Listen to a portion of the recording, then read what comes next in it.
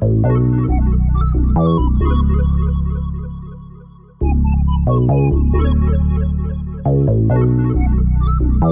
want to know what it is Quick is trying to say.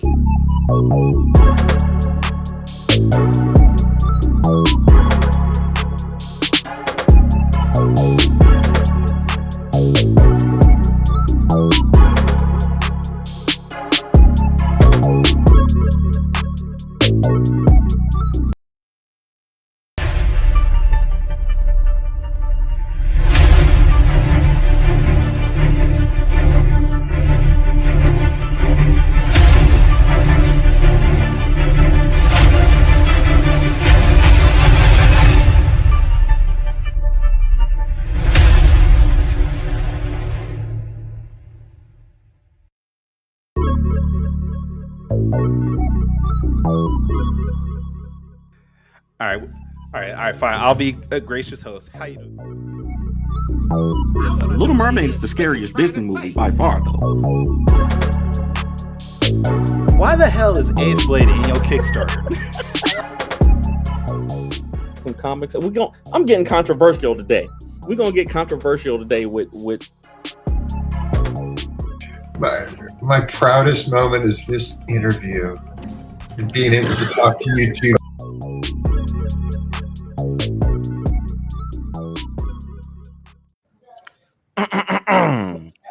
Ladies and gentlemen, boys and girls, children of all ages, Taurus Comics, in collaboration with Fourth Wall Productions and now Freestyle Comics, respectfully brings to you the 142nd episode of the Four Tales podcast.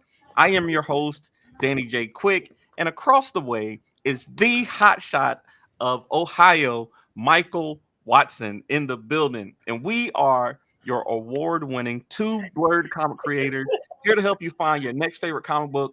We are live on the ALG network via Facebook, Instagram, Kick, Twitch, YouTube, and all these other places also.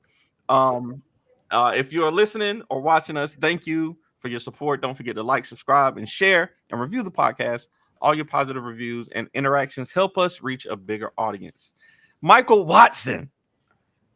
Oh, wow. What's going on, brother? Nothing much. Just trying to get into the right chair. This is the Four Tales podcast, y'all. So, Hey, just trying to find that right angle. this is a little different, man. Like I was telling you before we went live, this is my very first time ever doing this show without Kyron. And I feel strange, man. It feels strange, but I'm glad to have you here. Me and you've done plenty of live streams together. So Which we have. if I'm gonna have somebody here, Kyron can't be replaced, but Most Epic is definitely a 1A for sure. So thank you for being here, brother. Appreciate it. I love y'all show. So helping out, helping fill a chair for a night is no problem at all. Absolutely, man. Before we bring in our guest, man, how you been doing? What you been working on? You got some hot shots. You just told me about a nice vigilance variant that you might be doing. What's going on with it? What am I not working on? Tony is taking lessons. He's transferring the 5-star Kickstarter over the backer kit so we can get the surveys out. I am waiting for the vigilance trade from China so I can start shipping it. And then me and the interns are prepping for the Hotshot trade, volume 3, that will be launching in a couple weeks. And I've been talking with the Emerald Quest team, Seth DeMoose, Brian Lambert, and Venecia Designs. If you guys, she's on the colors. Brian's going to take over writing on issue 5, and Seth is our ongoing artist. So getting that ready for 2 trades for sure. Have 2 Kickstarters happening early next year, and talking with you about the Hotshot Ace Blade crossover. I'm waiting to draw busy, that. Man.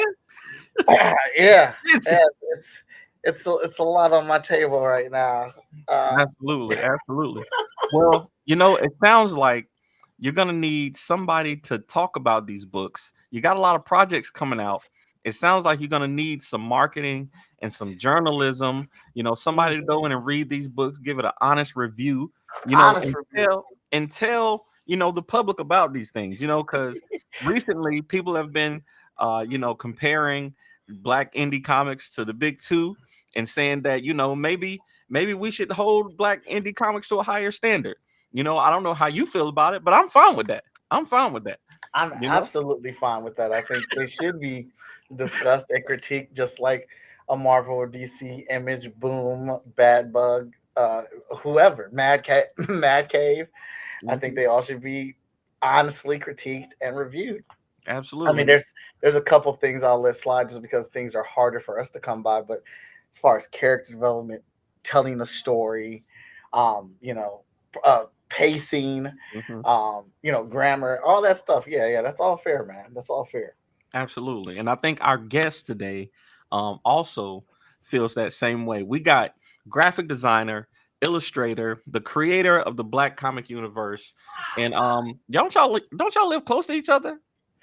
He lives in Toledo, I believe, Okay. and I'm down here in Columbus. That's not that far from me. Okay. And I've been to a couple of his events. an Ohio native, Imani Lateef is in the building. Imani, What's how up, you fam? doing? Good, good. Thank you for coming on the show, man. Like I said, this is without Kyron, man. I don't know what to do. I'm just gonna be talking, and then hopefully we can fill the time. Hopefully we can fill the time. But we wanted to have you on the show, man. We had quite a conversation a couple weeks ago about indie comics and the journalism, around it. Like there's a community of folks who spend a lot of time, talking about Black comics. You got yourself, you got Black Sci-Fi, you got the Black Comic Lords, you got BJ Kicks or Comics Are Dope, Mhm. who all spend a lot of time talking about Black comics. And sometimes we can feel like we are held to a higher standard than even the big two, because there's the people in our communities, have a voice and they're not afraid to use it. They're going to reach out to you and say if they don't like something or if they do like something.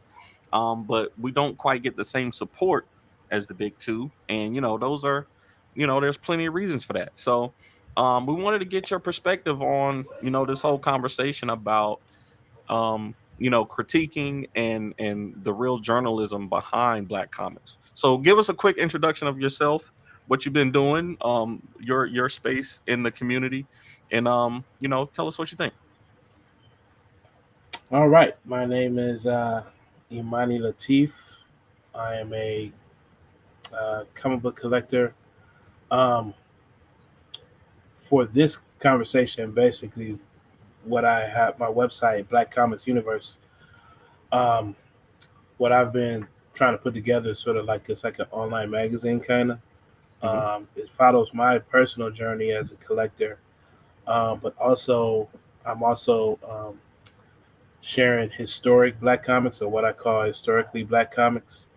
Hmm. Sharing with folks like the history behind, you know, the comic books, some of the most popular comic books, the Black comic book grails that a lot of collectors might consider to be grails.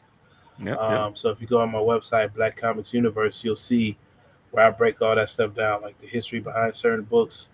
I also discuss, put together guides for folks as to books they can collect on certain topics. For instance, that was funny. Um, all I saw was a head. Um, oh, that was hilarious. No, She's sneaking in also here if you go stealing to my the supplies. website, oh, that's my son. Yep, my Mhm. supplies. He's always want to come to the studio. But also on if you go to the website, so like for instance, I put together guides, historic guides. Like I have a timeline of Black women in comics, for instance. I also have a list of the first Black Eisner Award winners, or the full list of all the Black Eisner Award winners. Actually, so a little over 30 or so Black Eisner Award winners. So yeah, so I do a lot of research on the history of comics, um, Black comic keys, and then also, like you both are familiar, I do review uh, indie comics. That's something I've been focusing mainly on Black indie comics right now. Thinking about doing some more mainstream books also, but yeah, and I've actually reviewed both of your books. Mhm. So you guys are familiar with my work, and I'm familiar with yours. Absolutely. Yeah, I would say that I do go to Imani when I need honest feedback, an honest opinion about the books, because he does not hesitate to tell me his truth when reading our stories, reading the stories that I do or whatnot. So he's definitely in my small list of people. I'm like, he gets early copies, he gets early reads, and he gives me feedback, he gives me honest opinions, and he also asks me questions about his interpretation of things, that gets me really thinking about how to move forward with the character. So I'm definitely on board with honest feedback. Yeah, I think again, I know a lot of people have different opinions about this in the community, but I think especially the longer you're in it, like me and Mike have been making these comics for a while. We have been Mhm. making these comics for a good while. So I think, you Mhm. know, for myself, I need, a honest critique. If I'm doing something Mhm. wrong, there's certain things that I shouldn't still be doing, at this stage of making comics. I might Mhm. not be I might not be the best at it, but I'm up there with the ones who are doing the best work, I think. And if Mhm. I want to claim that, then I have to be able to take a honest critique. So um I don't think there's anything wrong with doing that. So um I think we all saw the post. I think it was on the Black Comics Lord place page, Mhm. and somebody brought up just their perspective that we should be critiqued like the big two, and Mhm. there were dissenting opinions. Some people said, hey, who are you to judge, creators? Who are you to judge people who are making these books? Who are y'all to say what's good and what's bad? And then there were other people who were saying, hey, if I buy a book, if I'm consuming these things, I'm the perfect person to say, what's good and what's bad. And I have a voice just like I use it to talk about, you know, Batman and Superman. I should use it to talk about Ace Blade and Hot Shot too, you know. Absolutely. Like I want people to be talking about our books just like they talking about those books. If there was more conversations about our books, we would have more sales. We would have more people aware of our content. And you can't be complaining and being upset about people reviewing your content or whatnot, because at least someone is reading it. Right. And Right. trust me, I love all levels of support. I love all levels of support. But I know there is a level of support where people just buy my stuff because they like me and they Hmm. want to, be a part of Right. helping me get to where I am. And they don't read no comics. They just have them in their bag in poly bag and off to the side. And I appreciate y'all Mhm. and I love y'all and keep buying the book. But I also need people that are reading the book to buy the book. I need people to do critiques, especially people that have an audience, that have a voice, that can get people to go read that book, to go over and seek it out. A good review and a bad review can get somebody to do that. Mhm. That's facts. That's No, facts. no. Yeah, my response, my general response. Oh, just so you know, I don't know if you saw the video, Mike. I just want to let me tell you about your daddy. How he's 10 toes, ten toes down. Check this out. Check this out. Okay. I Okay. was like, I was in hostile territory. I was behind enemy lines. Okay, it was Hmm. me and five black comic book creators. I'm the only person that writes reviews. So I'm in the stream, and you ever be at the club? It's like you're surrounded by the ops, but then you look over somebody's shoulder, like in Juice, but you see your boy, and oh, I looked over, I looked over my man's shoulder. I saw Danny. I said, my man. About 10 minutes, like Danny was gone. I was, I was at a, I I was was, at a church. I was at a church function. I stepped out quickly to give my perspective, and I had to go. I had to go. I was, I was like, I couldn't wait to get on here and be like, yo, but to be honest, to be fair, that's just what I'm really saying is Danny is actually really is one of the coolest dudes out there that would appreciate critique. So I know that about him. So I was like, at least I got somebody, you know, that had my back. But man, that dude goes. I was sitting there like, doo, doo, doo. No, Hey, but I was out of there my pretty main quick. response that was hilarious. But my main response to the whole idea of critique, the mainly it was like a big conversation about is it fair to critique black indies the way we critique the big two or major publishers.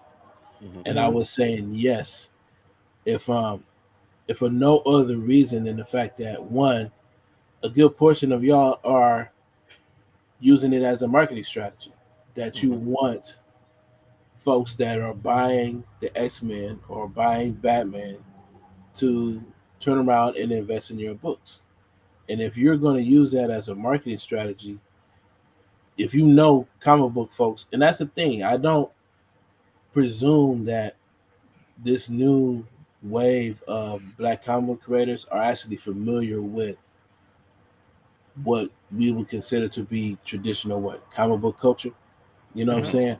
Like I don't assume that the every comic book black comic book creator right now is even a collector. Like some of these folks, this is definitely a generational thing where a lot of folks first experience with comics now is actually the X-Men cartoon. You know what I'm saying? It's like I hear that as an inspiration for a lot of folks, and I'm just like, wow, like I was my first book was Teenage Mutant Ninja Turtles, so it's like there is definitely like some cultural differences here, but yeah, the average if you want the common comic book collector to pick up your book, you should be prepared for that type of critique because this person has been reading Batman for 40 years, and if you want him to spend, and they're very mindful as to how much money they spend on comics. So if you want them to spend money and invest money in your book, then yeah, you're gonna have to be prepared for that type of critique. Yeah, I think that's fair, man. I know for myself, I've had, like you said, people from all levels of fandom, have bought our books, man. I've had people tell me this is the first comic book I've ever read. I've had people buy Ace Blade and be like, "Yo, this is the first actual comic book I've actually ever read." And I've had people who have been collecting comic books for longer than I have been making comic books. Buying comic books, and I always think like for the people who have been reading comics forever, the people who, the nostalgia that's written into Ace Blade, the golden age tropes and things that are built into Ace Blade for that specific audience, of course they're gonna when they pick up the book, they're gonna feel it and touch it, and they're gonna read it, and they're gonna automatically compare it to the books that they've been reading for 30 years now. They're not gonna be able to not do that. Just because it's a indie book doesn't mean that they're gonna cut off half of their brain and say, okay, this is in its own space compared to the books that I've been reading. You know what I'm saying? Like it's a superhero comic, it's a vigilante comic. They're going to compare it to the books that they've been Is reading. reading. Now, I do think there is a little bit of room of grace with that. I remember when we got a review for somebody who read Vigilance, and they wrote a review on it and practically destroyed the book, but then mentioned that several times how they don't like indie books. So it's like they don't like indie books and they're not into superhero books. So it's like, why were you the person reviewing the book? Why did you even? Yeah. So, and I've got a pretty thick skin, so I've always, when people are reviewing the books, either they're gonna say something I like, or they're gonna say something that I don't like. And and the thing with reviews is you take what you like and you move forward with it, and what you disagree with is just what you disagree with, and leave it alone. There is no kind of like, You don't have to fight for your book in the comment section or anything like that because everyone takes everything differently. And I just remember I was like, all right, well that's fair. And then I saw then when I got to the part was like, well, so they don't usually read superhero books, especially indie books, because it takes so long for you to get the next issue. But these got put on my desk. Well, y'all put these books on the wrong person's desk. That's all I'm saying. But you have to be available for critiques, whether you agree or disagree with them. Like I said, and I'm going to say that until the wheels fall off. A critique means people are reading the book, and a critique meant that somebody was into the book well enough to tell you what they thought about it, Right. and that is promotions, that is advertisement, that is getting the word out about your book. Yeah, the marketing part is something that I've grown to appreciate over the years. Like we can't compare to Teen Titans. Like I think me and Imani, we've talked about this before. Like when it comes to targeting the youth demographic, right? If I want my books to be seen by young people, I'm competing with hundreds of thousands of dollars of advertisement for Teen Titans, for dang on My Little Pony. It's crazy to think that Ace Blade is gonna break through when when these young kids are watching YouTube, and I can't put $10,000 into ads for them to see it so that they can ask their parents for it. You know what I'm saying? That's not something that I would have thought about 7 years ago. But today it's like, okay, I'm glad that I made Ace Blade for young adults and for adults, because those are the people who I can reach on social media. You know, so Mm. I think that it's important that we have platforms like yours and others that talk about these, and that we put content out around them, whether it's reviews or like the Beam Awards that we're doing. We're doing the Beam Mhm. Awards, which, by the way, voting ends for the Beam Awards on Monday, and we're going to be doing the results for we're going to be The doing the voting's still open. yeah, for the Okay. finals. For the Oh, finals, yeah. fine. Sorry. Yeah. And we're going to be doing the results on the 29th of November. We got a Beam Award winner right here. You know what I'm saying? We got one from last year right here. So definitely make sure you check those out. But I think the work that that y'all do is more than just important. Like I said, you have a platform where people respect your voice, Mm. and if you don't, if you're not honest about what you're seeing, eventually that's gonna corrode. Like if you're just saying, "Oh, because this book is black, I like it, and everybody should buy it," people not gonna believe you after after they buy the Right. book and they're like, "No, this is trash." Like they're not gonna believe you no more. So you got to be honest. When I first started doing the critiques, I started doing searches on critiques on especially our books, the Black indie books, and typically what happens is the writer just sort of like writes a long breakdown of what happened in the book. Is not technically a critique of the book at all. You know what I mean? Hmm. And then it gives that. Then after they do all that, they give the book about five, like 3.25 or 4 stars, and that's the end of it. So the top. So at first, I wanted to make sure that when I wrote my critique, it was just that a critique. It wasn't a review. I wasn't just spoiling the book for folks. I was literally highlighting the parts of the book, the strong points of the book, and highlighting some of the parts of the book that was an issue for me. You know what I mean? And and it's always interesting because, like, for the course, the first books I'm reviewing are um, y'all's books, Victor's books, and I don't have a personal stake, but like you guys are close. So like Victor's my cousin, so when I reviewing his book, I don't. Wait, what? I didn't. What? Oh, I you didn't. didn't know this? I did not know that. I did No, yeah, not. me and Victor go back. Like it's kind of like play cousin, but no, we family. Like Yeah. our Okay. families, Okay. like we grew up together. Um, I knew he. If you ask him, he got into comics from me Hmm. because his family would come up to visit my family, and we lived down the street from a comic book shop. Oh wow. So his first experience at a comic book shop is more likely here in You Toledo. know, Victor So Dandridge sent me some stuff earlier today. Some stuff that I was gonna share. I Team I spoiler alert. got I got my I got my pack too. I got my Did pack you? too. Okay. So I Mm-hmm. wasn't the only one. All right. But it looks good though. It looks good for sure. That's very good. Shout out to Um, Victor. But yeah, so like in those, so it's funny. Like I just reviewed, uh, um, reviewed Hot Shot 12, mhm. right? And it's funny. So I had my wife read my review, and my wife pointed out a line. She was like, "That sounds like a shot. Are you trying to take a shot?" And I said, "You know what? I am trying to take a shot. You know what I'm saying? I'm taking a shot." And he expects me to take a shot. You know what I mean? It's like I was referring back to my other review of issue 11, and I was Mm-hmm. just like, and I was looking back on the website, and I was like, wait a minute, it's been 2 years, man. I'm throwing a shot. Like I'm a Hot Shot fan. You know what I'm Mhm. saying? I'm not just the average person.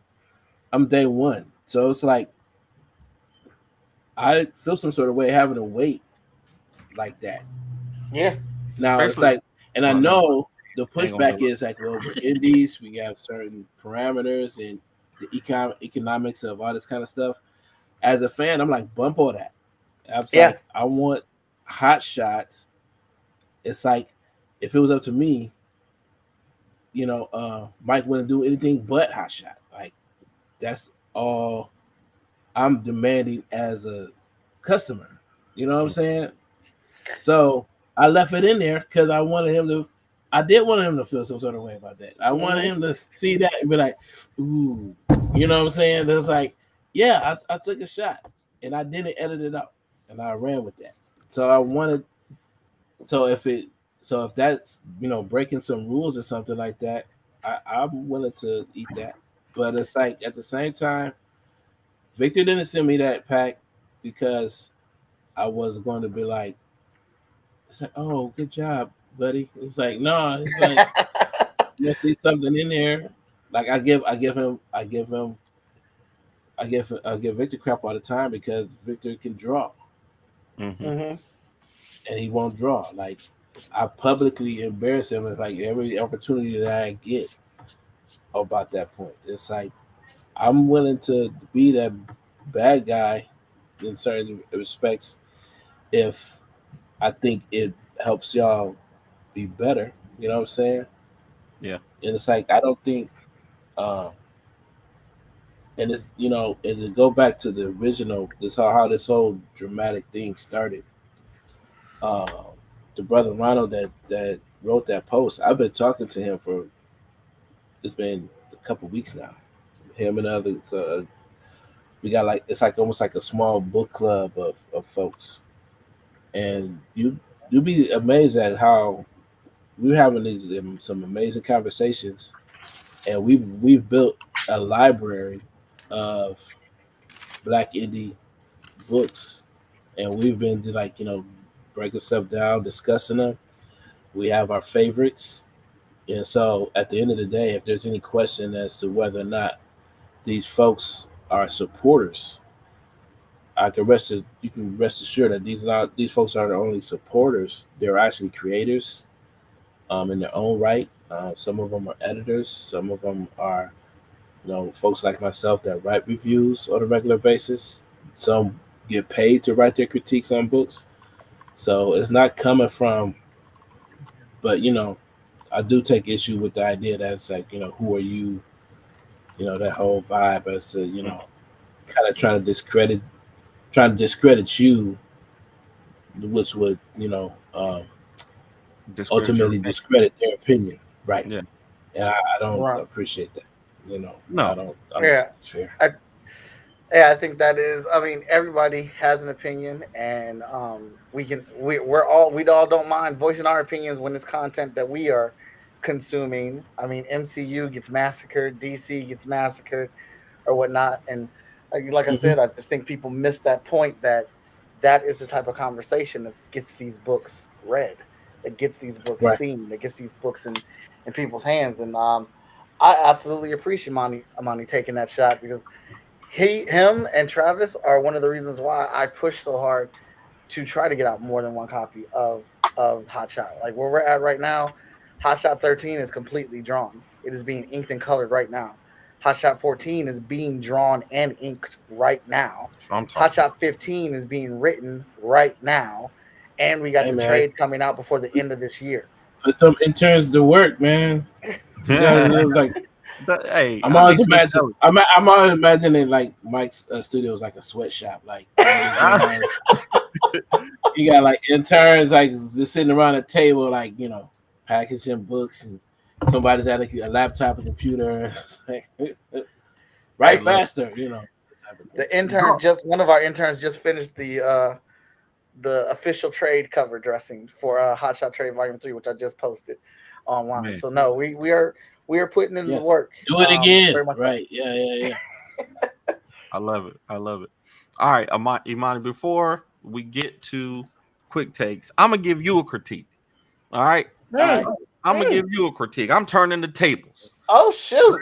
So this whole thing started from my perspective. What I saw was people said that if we talking about Marvel, we need to talk about indies like we talk about Marvel and DC. Okay. Right. Now I'm on your website. Yes. And I see critiques on here. All right. Mm-hmm. And I see critiques of indie books, but I don't see no critiques of Marvel books on here. Okay. Now, one of the reasons that I follow my man BJ Kicks, Comics Are Dope, is because I want to buy, when Icon and Hardware comes out, I want to be able to get it. I want to know, that there's a book that I might be interested in. If Ironheart got a new book coming out, I want to know, where to go to know about these books that I might be interested in. So my critique to you is next week, when this Shadow Cabinet book comes out, I need to see a critique from you on your website, good or bad, however it goes. I need to see a critique from you on your website. See, it's interesting. So, like, yeah, I'm all for that, and with the understanding that I may never interview a milestone person ever again in my life, or be friends with certain creators, because like I've been itching to write a review on The Storm issue 1. Oh, you have, yes, please do. Yeah. I'm not gonna make any friends with this critique, but that ain't what it's about, though. That ain't what it's about. No, but see, that's what I'm saying. It's like, but that was the part of the conversation, because, like, for instance, I'm not trying to throw nobody under the bus. So when that book came out, right, I'm hitting people in the DMs like, "Yo, you better say something, because this is not good." And I have folks that have like platforms like myself, because I knew they were going to review the book, and they get out there and they had to like walk it back, because it's like, I know that this person's opinion I know this person has a very high bar, and I know that this book did not reach the standards that this person has. Yeah. And so when I finally got to hear him say what he thought about the book, it was just like, man. But I could see how he was painted into this corner, because he wanted to get folks to support the book, because there's this, I kind of think it's a bit of a mythology, but it's like, if people don't, pre-order the book and buy the book and all that kind of stuff, they're going to just cancel it.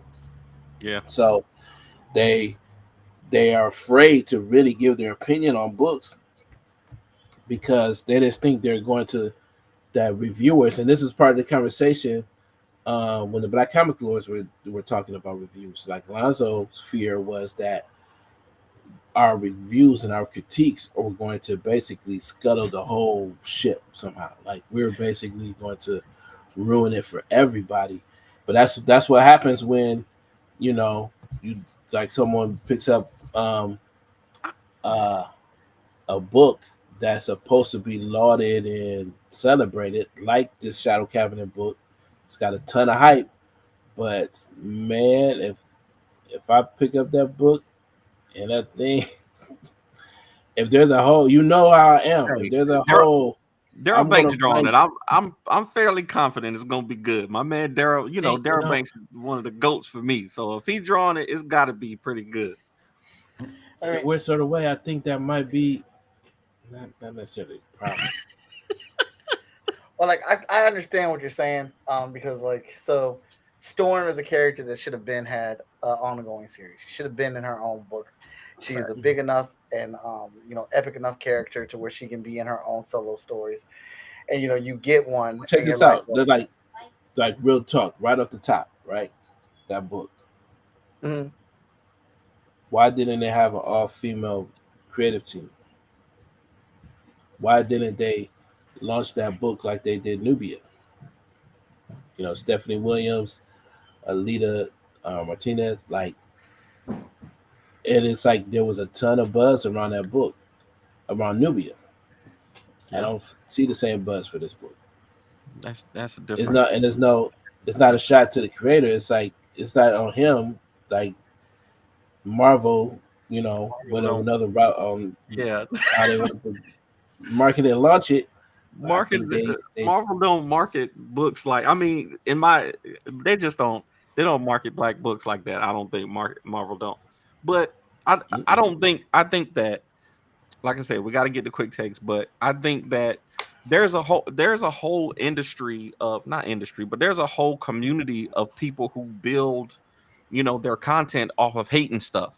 You know what I'm Mhm. saying? Like there's a whole when it comes to the Marvel movies, when it comes to fights, when it comes to basketball, when it comes to whatever the thing is, there are people who hate everything, and there's people who talk about how much they hate stuff online all the time, and it doesn't stop Mhm. people from buying things.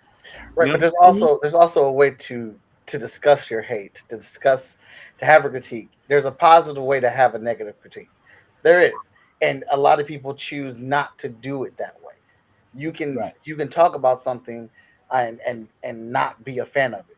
Yeah. Um, that's what's wrong. That's what happened with it's this book I always talk about, the one Uh, that Kari Randolph made. Oh, Uh, excellent.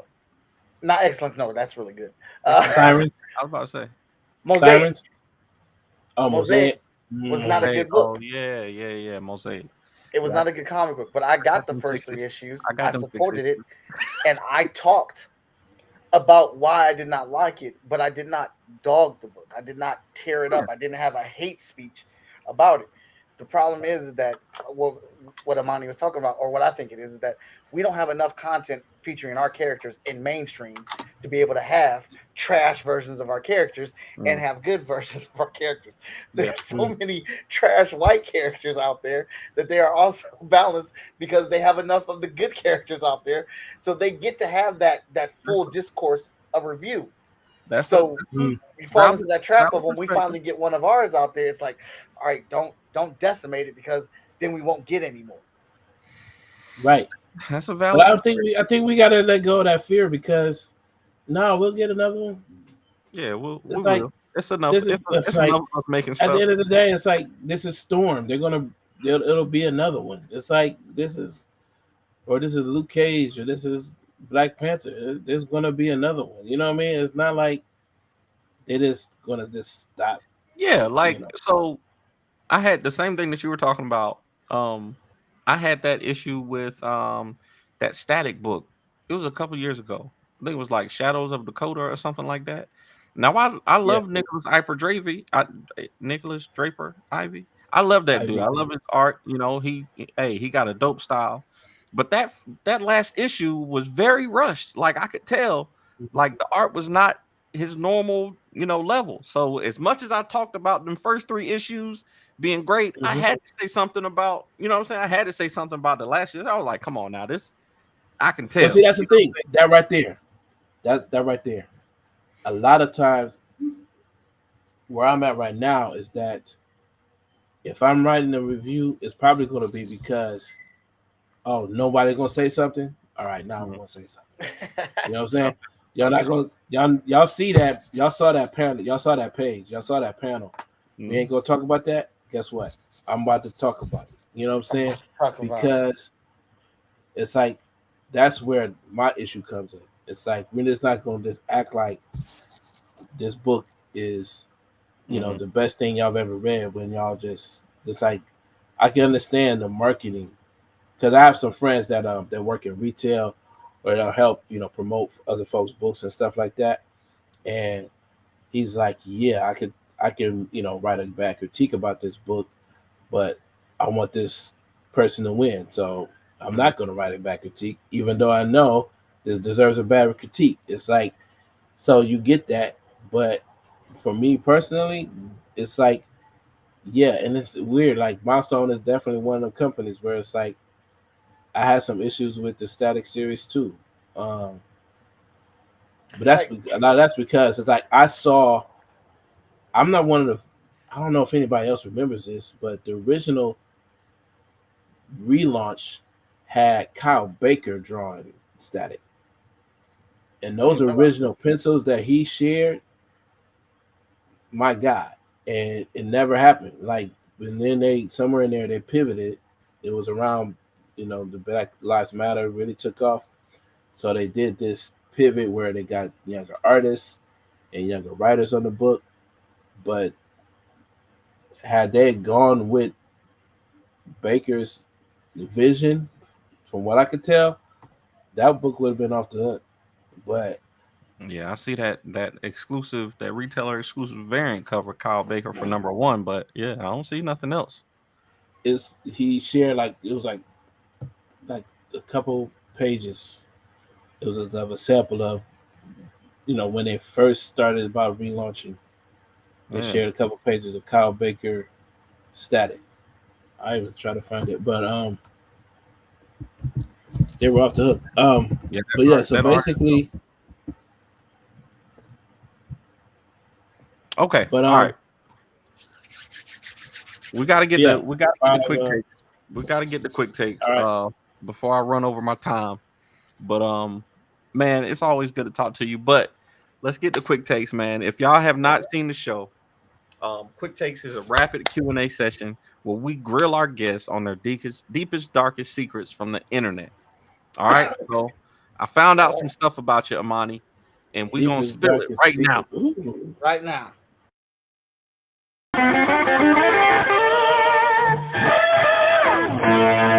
Quick takes. Hold on, let me clear my search history. It's too late. It's too late. I got the Browser screenshot. history. No. So these questions, you got 45 seconds each to answer each of these questions off the top of your head, and these are just questions to get our audience to know you a little better. That's all it really is. So, question number one. Yes. I saw you posted a picture about Imani trivia. Okay, so I want you to tell us what is one fact about you that people will be surprised to know.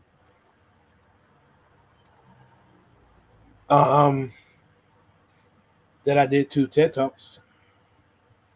Oh, for real? Yeah, if you do a search on TED Talk, Black Comix, or Imani Lateef TED Talk, I did a TED Talk on Black Comix, and I did a second TED Talk during COVID. Now, here's a kicker. That TED Talk, I explained why Toy Story, the movie, the animated film, is a slave narrative. Wait a minute. And it's deep. It is deep. I'm gonna have to I watch wasn't this. high when I wasn't high either. I'm gonna have to watch this one. This I saw as soon as I saw I googled it, and the first thing that came up, Toy Story is a slave narrative. Let me explain. Imani Lateef. I'm gonna have to watch this one for sure. Yeah. Okay. I love it. Okay, let me bookmark that real quick. I think you got to go to your next question. All right, question number two. I heard one of your favorite foods is spaghetti. So I want to know What are the best things to go in a Imani Lateef spaghetti?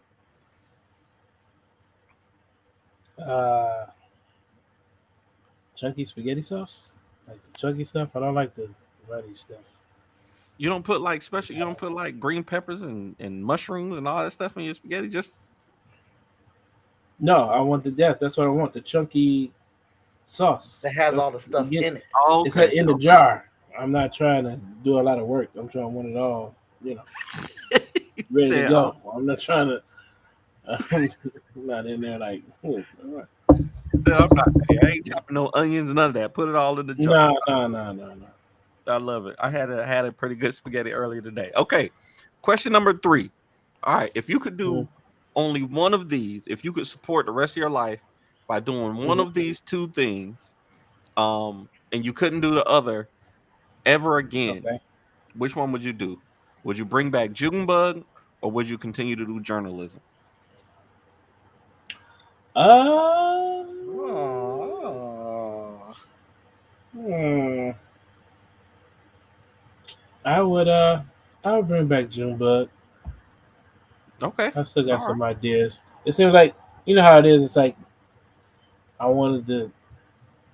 I definitely want to give him his just due.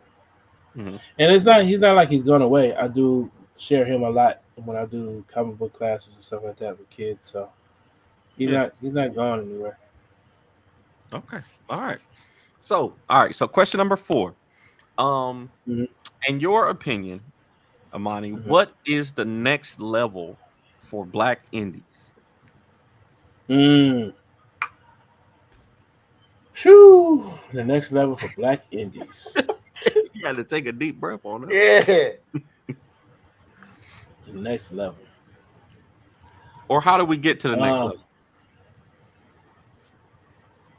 All right, so this might be controversial, but I want you to, especially y'all, I want you to really think about this. That once you realize, it's definitely like a Matrix thing. You know how when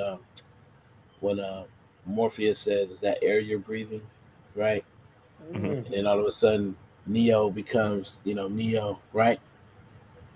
It's like that in this comic book thing. Y'all think y'all selling books. Y'all not comic book companies. Y'all are licensing companies. Okay. And once y'all wrap your head around that, if y'all move like licensing companies, I think that's the next level of this. I think the big 2 is the big 2 because they fool a lot of their competition into thinking, oh, we're all competing in comics. Marvel and DC aren't comic book companies. They're licensing companies that happen to publish books. And they just so happen to have the advantage of running the largest comic book franchise, which is comic book shops. Yeah. Because comic book shops, if they don't carry anything, they carry Marvel and DC. That's like they're literally every comic book shop is the McDonald's of Marvel and DC. Like that's how they operate. So they're not in the comic book business. They're in the licensing business. They make millions of dollars. It's like next time you get a chance, don't just do research on how much money they're making on books. Pay attention to what they're making on Marvel Snap. Google how much Marvel made on Marvel Snap, and that's a licensing agreement because that's another separate. That's a third party company that's licensing Marvel characters for the game. Shoot, Fortnite. Fortnite's the one media that has all of the fantasy and comic book characters in one place. Man, you know what's crazy? That's a bar of mine. I was. Nah, stop talking. Stop talking. Nah, we keeping the secret. I don't want to hear no more. I was thinking the other day. I said, "What's the best Spider-Man story that you've experienced?" The best Spider-Man Marvel hasn't story? even. Check it out. Marvel hasn't even written it. Yeah, it's been Sony. It's been Sony. It's been Sony. Yeah. They got the 2 best movies Spider They got Verse. all the Spider-Man movies. Oh, you talking about just the movies? No, I'm just talking about who has written the best Spider-Man story that you've either seen or read. Either it's one of the animated films, The or video one of the game. Tom Holland Spider-Man, or the actual Spider-Man video game. These are For me, these are writers, these are stories. I know it's not But important, but these for are me, it's Michael J. Straczynski when he did that big run with the J. Scott Campbell covers. with That- Moreland. That's Yeah, my favorite. when And they it's first interesting introduced that you Moreland. bring it up because we talk about reviews. The average Spider-Man fan hates that run. What? No, because he's the one. Isn't he the one that did one more day or something like that? People He trash that run all the time. He does that after. Yeah, he does that after that. They trash that all the time because of the spider totems were introduced and all this kind of stuff. Like how he's the guy they took it out of canon, but he's the guy that suggested that Spider-Man is basically a descendant of a Nazi, right? I remember that. Yeah, they do He- hate that. he wants- They do yeah, hate that. they hate that. They hate that wrong. Talking Okay, about reviews okay. and stuff. All right. Yeah, I went on a number five. tangent, but yeah, you want to Number level up. five. Dang, Amadi, I'm gonna have to call you tomorrow, and we just gonna have to do a work session where we can talk while Hey, we're put me doing on our work. put me on the call too. Put me on the call too. Because I want to talk. Because I want to talk about this and some other stuff too. So yeah, And we're back on next Wednesday too. yeah, we're back on next Wednesday. All right, so question number 5, we always have our guests do a top 5 list right off the top of our head. So Imani, you are the researcher, you know Black Comix, you know Black Keys. I want to know, what are your top 5 Black Keys?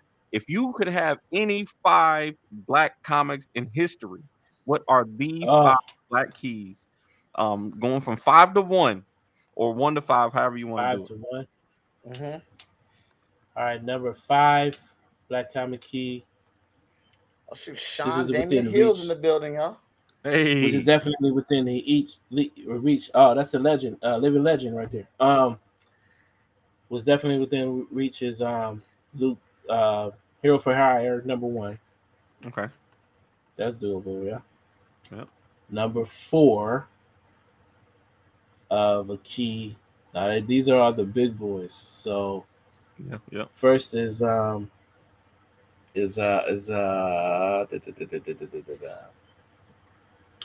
gonna get this list wrong, but the first is definitely, the next one is definitely Black Man. Okay. Okay, Black Man. The next one after that would be Eben. Okay, Iman. Uh-huh. Iman. What am I at? Where am I at? 3, That's 3. You got 2 Um, more. 2, and 1. Number 2, and these can kind of be interchangeable. Number 2 would be Negro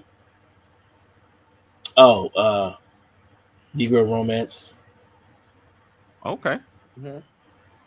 and number 1, All Negro Comics. Oh, Negro Comics, yeah.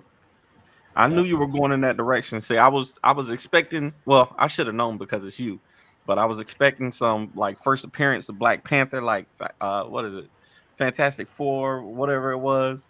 You know, Now I my was- man Phil says that every black collector should have a copy of that book. yeah. And he's right. And I like the way he puts it, like, instead of spending hundreds of dollars every week on this new stuff, man, save up your money. Even get you a low grade copy, man. You should. It's like we got to do our duty. We got to get these. We got to take care of these books. We can't expect other folks to take care of these historical books. I'm on it. I'm gonna get me a copy of that for sure. Imani, man, like I said, we ran over time, but I appreciate you coming on and talking to us for a little bit. Let me see what I got to do at the end here. Where can people keep up with you? I don't usually do this. I'm usually Kyron. So Imani, before we go, tell people what you got coming up next and where they can find you. So yeah, you can keep up with me at blackcomicsuniverse.com. Sign up for our mailing list. That's how I get in touch with followers and stuff like that. Follow us on Facebook and Instagram, Black Comix Universe. Or follow me, Imani Lateef, on all those social media outlets. I'm trying to get hip to Blue Sky. That's supposed to be the next big thing. So I need to migrate from the Pornhub that is Twitter and get on this Blue Sky thing. Yeah, that's what they say. Everybody's leaving Twitter. But yeah, that's the main things. And the thing I got coming up next, I'm telling you guys, I'm letting you spoil this first, Danny, is that my next virtual event, because y'all are familiar with my BCU virtual events, is going to be next March 2025, and we're going to be doing it big with virtual contests, looking to do an actual virtual cosplay contest online, and a pitch contest for Black Indies. Okay. So we're going to be doing it, virtually, but like a traditional, comic convention, panel submissions, the whole 9 yards. I love it. Michael Watson, Most Epic. What you got coming up, and where can people find you, sir? I will be at GalaxyCon Columbus, December 6th through the 9th. So if you are looking for a convention, GalaxyCon is a really good show. They put on a great show. I love going to those. I'll be featured there, and I will be doing moderation, panels, and I'll be at my booth promoting the books and stuff. But we're going to get ready to announce when we're going to drop the Hot Shot Trade Volume 3 Kickstarter. And I've decided if we get enough money raised on it, issue 13 will be a stretch goal because it's getting colored and inked right now, which means also getting lettered by Danny. So that's me. You can find me at Most Epic on all social media, Most Epic Art. So I get about, we're talking about what? Stop. Man, I'm saying, man. What are you talking? No, because I already got the Visions of books in. I'm just waiting for the books to come from China, so we're shipping those. 5-star is being shipped over to Backer Hit right now, so we can put that to the printer. We are talking about immediate returns on people. Immediate returns. That's what I'm talking about. Yeah. No, actually, it's funny. The spoiler, I actually seen some. That's the thing. I've actually seen some panels for 13. So I'm like, yeah, I'm ready, man. Dope. All right, y'all. And you know where you can find me. Website is fourthwallpros.com. And if you want to find me online, it's at the Ace Blade on all social media sites. Y'all join us next week. We are supposed to be having the CEO of Global Comics, Chris Carter, on the show next week. Definitely make sure you get in those Beam Awards. But until next time, stay vigilant, my friends. I'm out of here. All right. And I'm sorry I played the outro for the intro. My apologies. I